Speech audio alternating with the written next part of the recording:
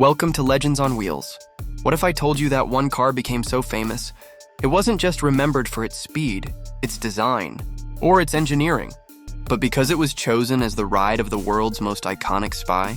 A car so timeless that the moment you see it, you don't just think classic car, you think James Bond. That car is the 1964 Aston Martin DB5. The DB5 isn't just another British sports car. It's the machine that defined cool. A car that blended luxury with power at a time, when most manufacturers were still choosing one side of the spectrum.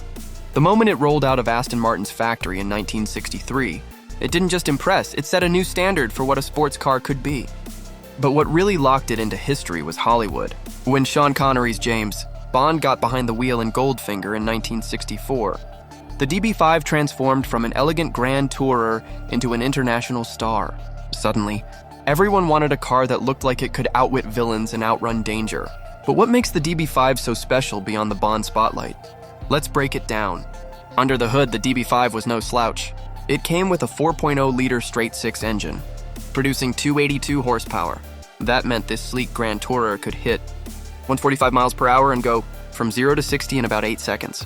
For the 1960s, that was serious performance. Pair that with a 5-speed manual gearbox, advanced disc brakes, and independent suspension, and you had a car that wasn't just beautiful, it was brilliantly engineered.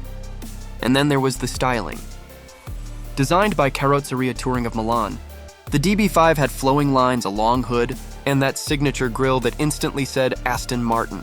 Inside, it was pure luxury, handcrafted leather, polished wood, and every detail built to perfection.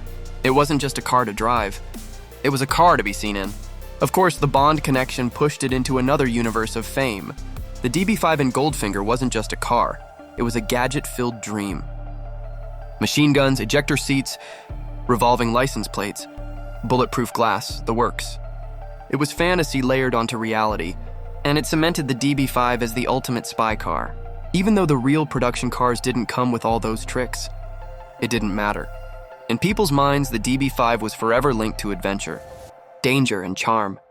And that's why today, the DB5 is one of the most collectible cars in the world. While Aston Martin only built around 1,000 of them between 1963 and 1965, their value has skyrocketed. One DB5 used in the Bond film sold for more than $6 million at auction. Think about that. What started as a car selling for around $12,000 in the 1960s is now worth hundreds of times more. That's not just appreciation, that's legend status. But beyond the numbers and the fame, the DB5 represents something deeper. It's a symbol of a time when cars weren't just machines, they were statements. The DB5 was elegance, power, and fantasy all rolled into one. It showed the world that driving could be more than transportation. It could be an experience. And in many ways, it changed how car manufacturers thought about sports cars. Now let me ask you, if you could take the keys to just one car from the 1960s, would the Aston Martin DB5 be your choice? Drop your thoughts in the comments below. And while you're here, don't forget to give this video a like if you're enjoying these timeless rides. It helps the channel more than you know and keeps these legends rolling onto your screen. The 1964 Aston Martin DB5 will forever be remembered as the car that broke out of the garage and into global culture. More than just a beautiful machine, it became a symbol of style, sophistication, and danger, all thanks to a certain British spy. To this day, whether parked at a car show or speeding across the big screen, it captures attention like no other. Thanks for joining me on this ride through history. This was Legends on Wheels, and if you love exploring the cars that define generations, make sure to subscribe so you don't miss the next legend.